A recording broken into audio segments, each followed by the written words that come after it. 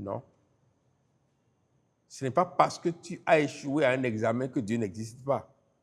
Ce n'est pas parce que tu as réussi à un examen aussi que Dieu existe. Non.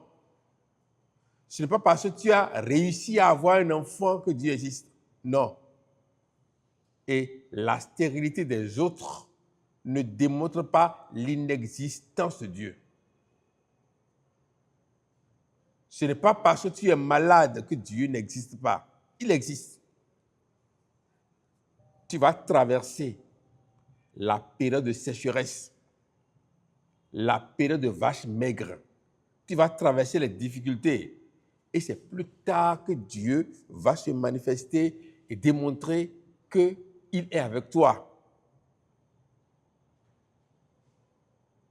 Job pouvait dire, si Dieu est vraiment Dieu, qu'il sauve mes enfants. Que mes enfants soient ressuscités. Mais il n'a pas dit cela. Bien-aimés dans le Seigneur, chers amis de l'émission Ce qu'il faut savoir, lorsque le tentateur voulait tenter le Seigneur, il lui a dit, si tu es fils de Dieu, ordonne que ces pierres deviennent des pains. Aujourd'hui, nous sommes aussi amenés à avoir les mêmes raisonnements lorsque on se dit, si Dieu existe vraiment, qu'il me donne des enfants. Si Dieu existe vraiment, qu'il me donne de l'emploi. Si Dieu existe vraiment, qu'il me fasse ceci ou cela. Et la question que nous voulons vous poser à travers cette émission de savoir, et si Dieu ne te donnait pas d'enfants, est-ce que cela veut dire qu'il n'existe pas? Si Dieu ne te donne pas de l'emploi, si Dieu ne te donne pas une femme, si Dieu existe, que je puisse épouser cette fille. Et si tu n'épousais pas la fille, est-ce que cela veut dire que Dieu n'existe pas? C'est pour cela que nous sommes venus vous dire que l'existence de Dieu ne se mesure pas à ce que vous réalisez ou ce que vous obtenez dans le physique. L'existence de notre Dieu n'est pas comparée à la réussite de l'homme. L'existence de Dieu ne se démontre pas à travers le fait que vous obteniez tout ce que vous voulez. Matthieu 4,3. Le tentateur s'étant approché, lui dit, si tu es fils de Dieu, ordonne que ces pierres deviennent des pains. C'est pour amener le Seigneur Jésus-Christ à transformer toutes ces pierres-là, ces pierres en pain. Et il va manger comme dedans. Il nous a démontré que la tentation vient, mais sans force. Il a dit, l'homme ne vit pas seulement de pain, mais de toute parole qui sort de la bouche de Dieu.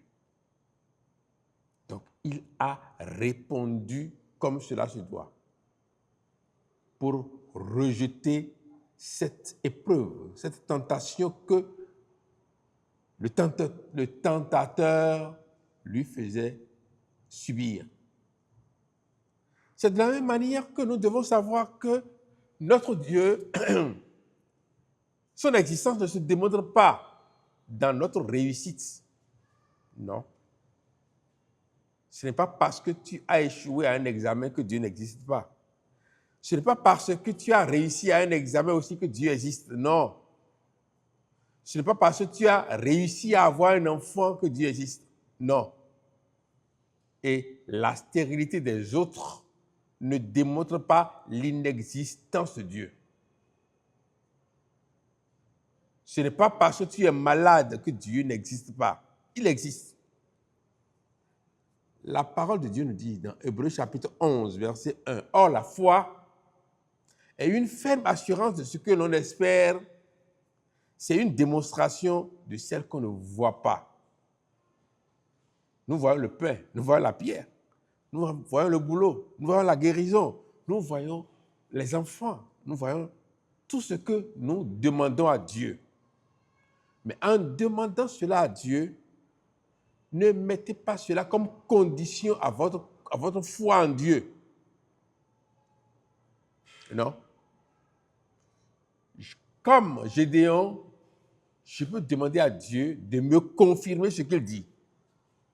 Dieu a envoyé Gédéon pour conduire le peuple à la guerre.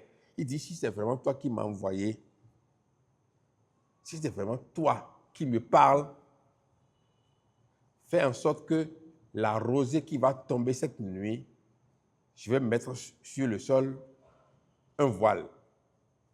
Que toute la rosée tombe sur ce voile-là. Dieu a fait ce qu'il a dit pour lui démontrer que c'est lui qui lui parle.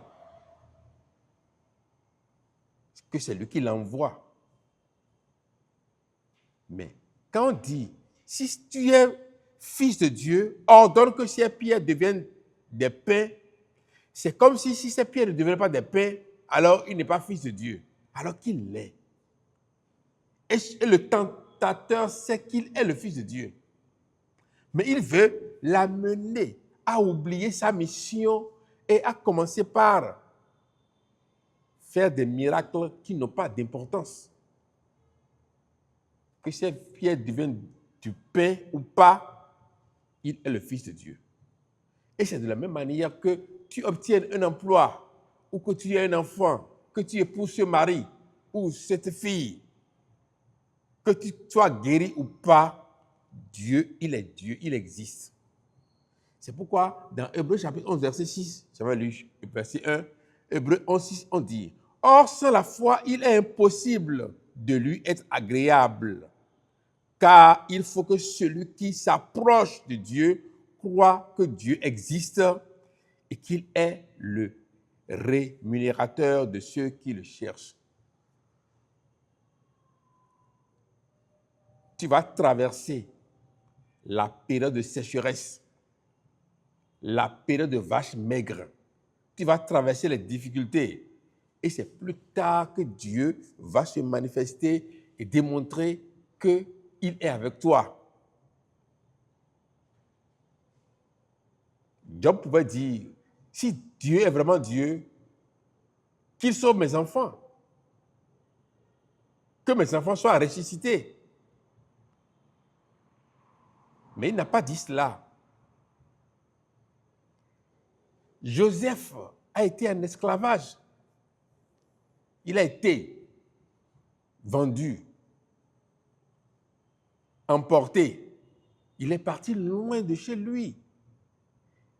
Et là-bas encore, il a été en prison. Mais malgré ça, il a gardé sa foi. Il n'a jamais douté de l'existence de Dieu. Et c'est pour cela que le vrai chrétien ne doit jamais comparer l'existence de son Dieu à un fait, à une manifestation physique, à une réussite, à quelque chose qui va se passer dans sa vie.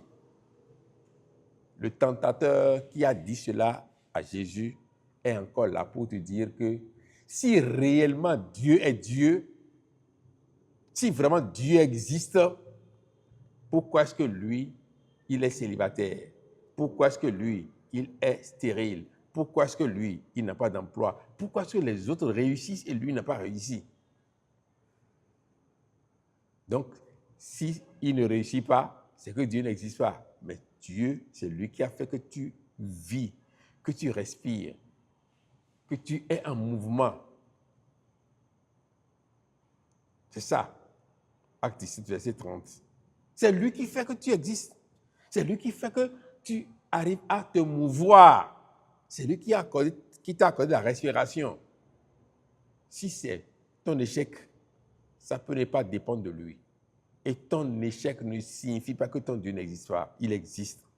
Alors, ce qu'il faut faire, c'est de te retourner vers lui et implorer sa grâce dans ta vie. Dis-lui que tu l'attends. Tu attends qu'il se manifeste dans ta vie.